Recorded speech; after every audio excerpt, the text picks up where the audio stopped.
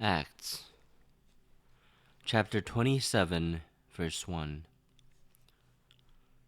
Paul sails for Rome. When it was decided that we would sail for Italy, Paul and some other prisoners were handed over to a centurion named Julius, who belonged to the imperial regiment.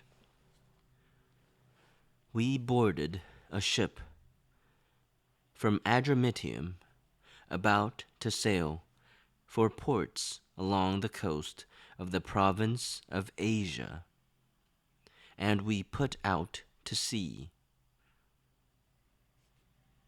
Aristarchus, a Macedonian from Thessalonica, was with us. The next day we landed at Sidon, and Julius, in kindness to Paul, allowed him to go to his friends so they might provide for his needs.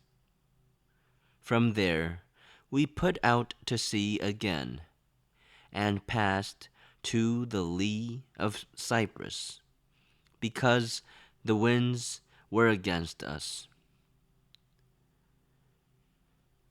When we had sailed across the open sea off the coast of Cilicia and Pamphylia, we landed at Myra in Lycia.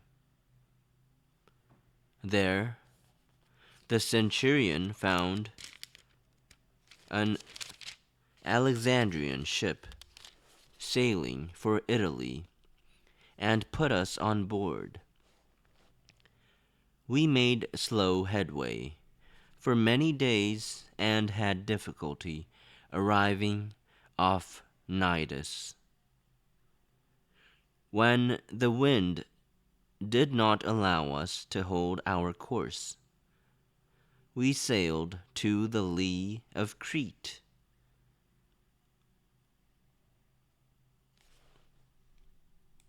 Opposite Salmone.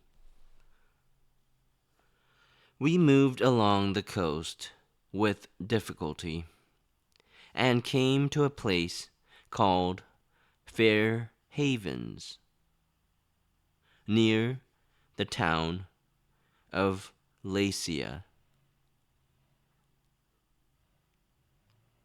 Much time had been lost, and sailing had already become dangerous, because by now it was after the fast.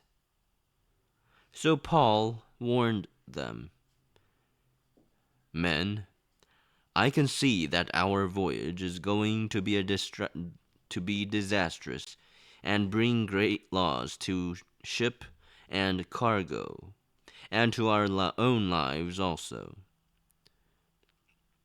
But the centurion, instead of listening to what Paul said, followed the advice of the pilot and of the owner of the ship.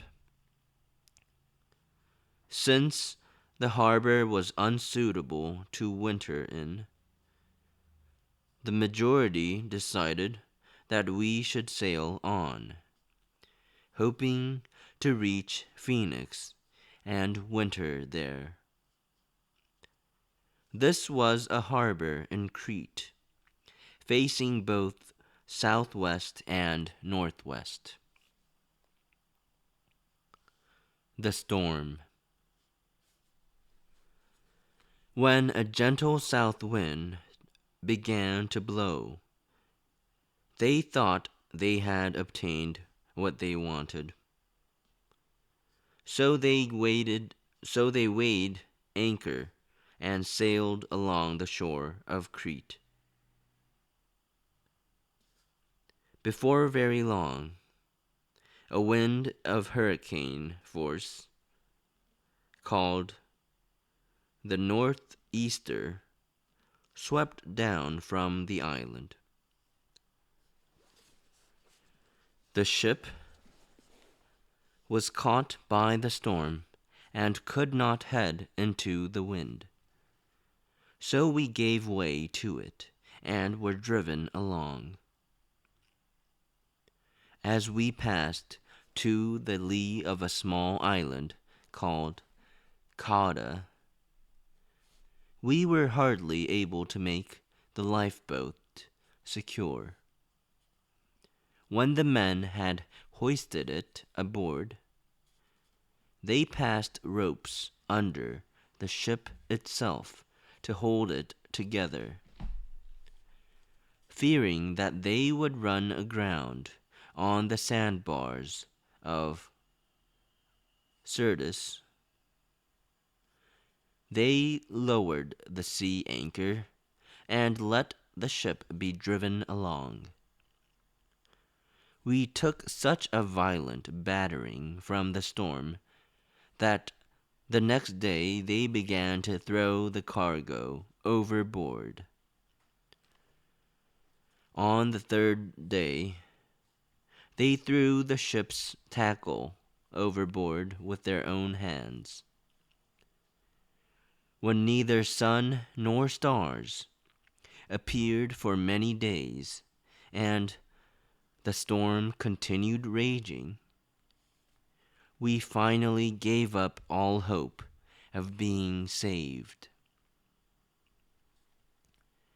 After the men had gone a long time without food, Paul stood up before them and said, "Men, you should have taken my advice not to sail from Crete. Then you would have spared yourselves this damage and loss.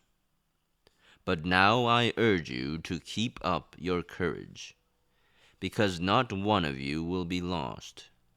Only the ship will be destroyed." Last night, an angel of the God whose I am, and whom I serve, stood beside me and said, "Do not be afraid, Paul. You must stand trial before Caesar, and God has graciously given you the lives of all who sail with you. So keep up your courage, men, for I have faith in God that it will happen just as He told me. Nevertheless, we must run aground on some island." The shipwreck. On the 14th night, we were still being driven across the Adriatic Sea, when about midnight the sailors sensed they were approaching land. They took surroundings and found that the water was 120 feet deep. A short time later, they took soundings again and found it was 90 feet deep.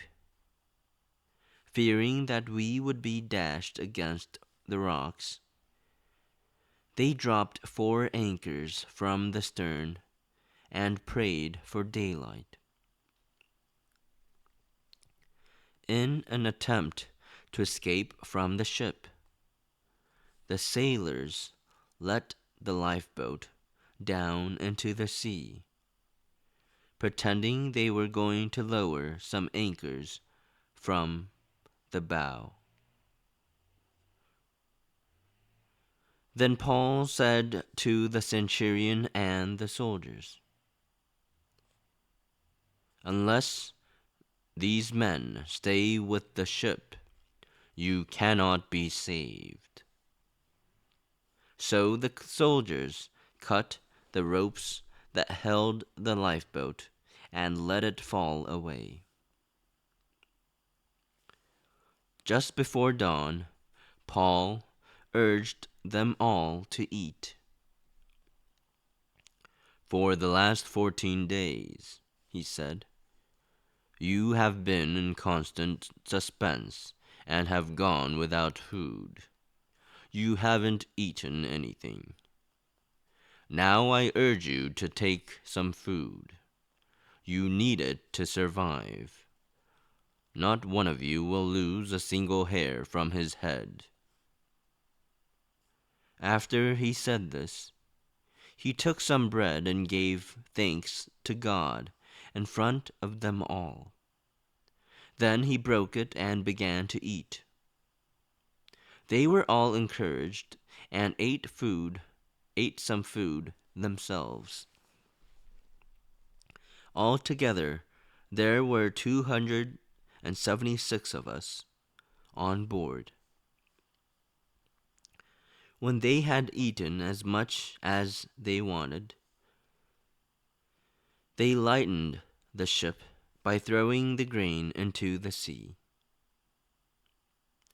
When daylight came, they did not recognize the land, but they saw a bay with a sandy beach, where they decided to run the ship aground if they could. Cutting loose the anchors, they left them in the sea, and at the same time untied the ropes that held the rudders. Then they hoisted the foresail to the wind and made for the beach. But the ship struck a sandbar and ran aground. The bow stuck fast and would not move, and the stern was broken to pieces by the pounding of the surf. The soldiers planned to kill the prisoners to prevent any of them from swimming away and escaping.